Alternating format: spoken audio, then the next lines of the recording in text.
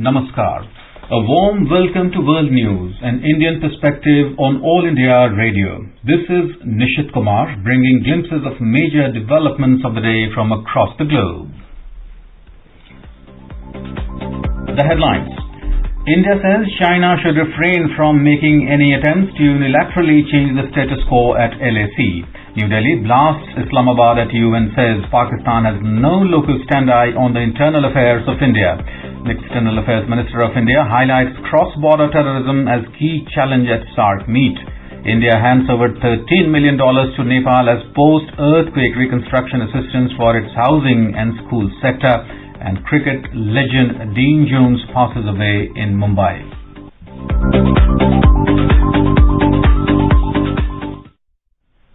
India has said the way ahead on India and China border standoff is to refrain from making any attempts to unilaterally change the status quo, while both sides continue the discussions to achieve complete disengagement in all the friction areas. Briefing media virtually this evening, External Affairs Ministry spokesperson Anurag Srivastava said the two sides have decided to have the next meeting of the senior commanders at the earliest.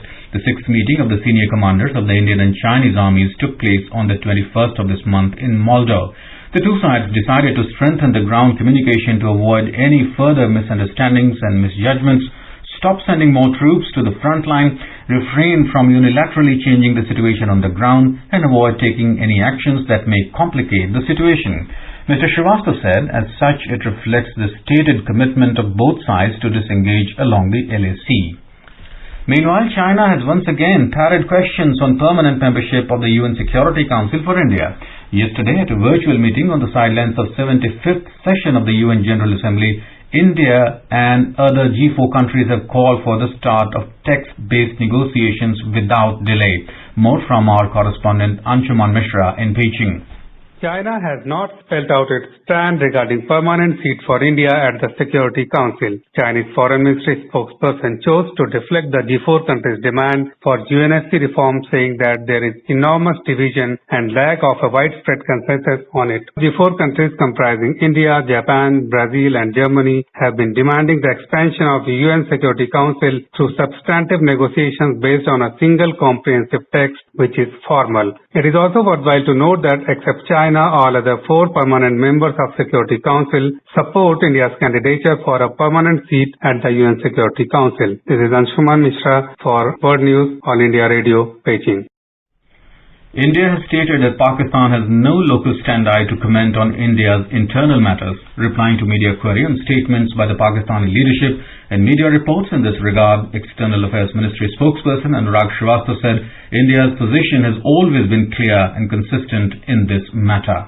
Any action by Pakistan to alter the status of the militarily occupied so-called Gilgit Baltistan has no legal basis whatsoever and is totally void ab initio. Our position has always been clear and consistent. The entire territories of the Union Territory Ladakh have been, are and would remain.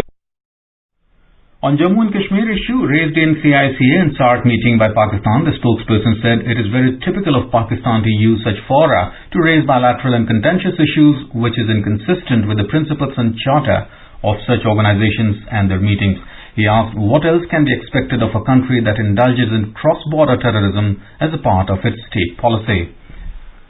External Affairs Minister of India, Dr. S. Jaishankar, has highlighted cross-border terrorism, blocking connectivity and obstructing trade as three key challenges before the SAARC nations. He was addressing the informal meeting of the foreign ministers of the member countries of South Asian Association for Regional Cooperation. The minister said only when South Asia overcomes these challenges will the region see enduring peace, prosperity and security. He reaffirmed India's commitment to neighborhood first policy and towards building a connected, integrated, secure and prosperous South Asia.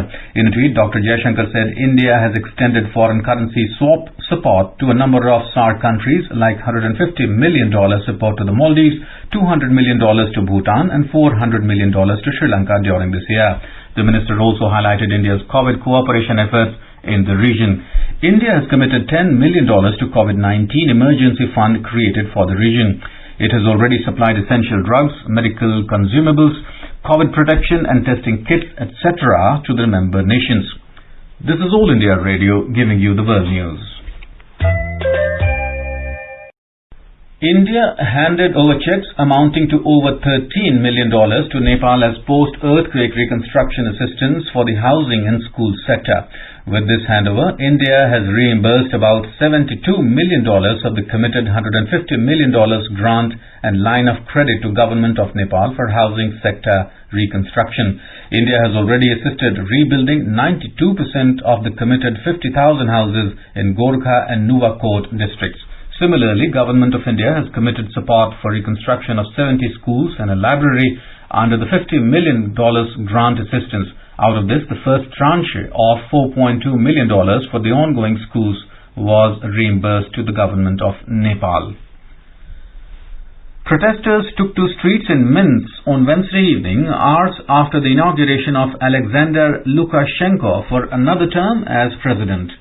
Lukashenko held the ceremony earlier in the day without formal announcements. Opposition leaders and European politicians immediately denounced his inauguration as illegitimate. Lukashenko's claim to have won elections on the 9th of August with 80% of the votes sparked massive and ongoing protests in the country, which continued on Wednesday night. Now, let us take a look at the coronavirus updates from around the world. According to WHO data, the number of infected cases has crossed 31.66 million worldwide. In Canada, Prime Minister Justin Trudeau said that the country is already experiencing a second wave of novel coronavirus pandemic. The Israeli cabinet decided on Thursday to tighten Israel's coronavirus lockdown, as over the past week, the number of daily new cases has reached nearly 7,000. Meanwhile, in India, COVID-19 recoveries have exceeded new cases consecutively for the past 6 days. Over 87,000 recoveries have been registered in the last 24 hours. The recovery rate has crossed 81.55%. This is Arun Mohan from News Desk for AIR World News. UN Secretary General Antonio Guterres said on Thursday during a Security Council meeting that the World Bank and the International Monetary Fund should provide enhanced access to facilities and tools to countries impacted by the novel coronavirus pandemic. Health Minister of India Dr. Harshvardhan has said that India has accorded high priority for ending tuberculosis by 2025, 5 years ahead of the UN Sustainable Development Goals. Dr. Harshvardhan was addressing the ministers of the member nations of WHO, heads and representatives of the UN agencies through virtual interaction. Bangladesh Christian Association has expressed grave concerns over the persecution of Christians and other minorities in Pakistan. It has demanded that the Imran Khan-led government repeal the blasphemy law and release people who have been arrested under the legislation on fabricated charges. The association described the law as vague, arbitrary, and leaves scope for misuse by some people for their personal interest and fanning communal hatred and promoting enmity against the minorities. And now moving on to sports, former Australia batsman Dean Jones, one of the finest exponents of ODI cricket, died of sudden cardiac arrest on Thursday. He was in Mumbai with the Star Sports commentary team for the Indian Premier League.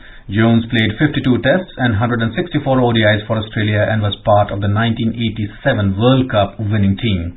In the Indian Premier League cricket, Kings 11 Punjab posted a mammoth 206 for 3 wickets in their stipulated 20 overs. In its reply, Royal Challengers Bangalore had scored 63 for 5 wickets in 10 overs as per the latest updates. In football, Uruguay striker Luis Suarez has reached a deal for €6 million to move from Barcelona to Atletico Madrid Football Club.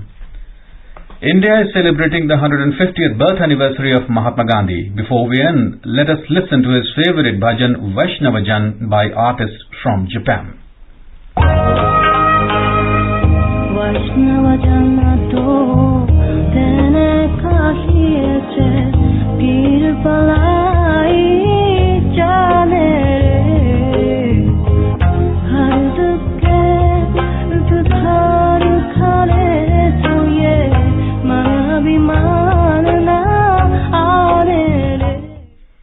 And with that, we end this bulletin. See you same time tomorrow with the next edition of World News.